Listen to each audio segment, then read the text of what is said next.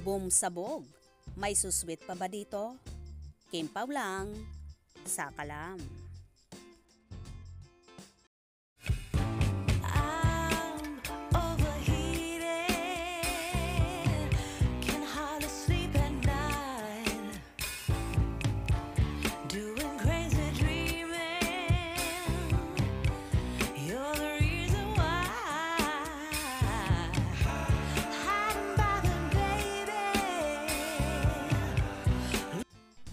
Napawaw at napatili nga ang mga Kimpaw supporters sa ibinahaging video clips ng View Philippines kung saan pinagsama-samang mga kuha sa taping ng Kapamilya Stars na sina Kim Chiu at Paolo Avellino para sa kanilang Korean hit drama at Pinoy adaptation, ang What's Wrong with Secretary Kim.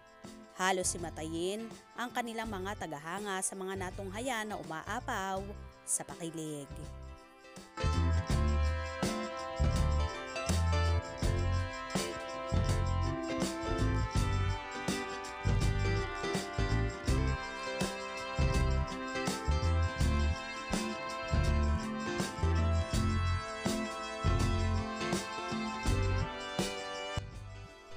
Kuhang-kuha talaga ng Kimpaw ang kiliti ng kanilang mga followers na araw-araw na lang inaabangan ang dalawa. Hanggang sa taping ay gumagawa sila ng paraan na makakuha ng mga resibo para makapagbigay saya sa lahat ng kanilang tagahanga.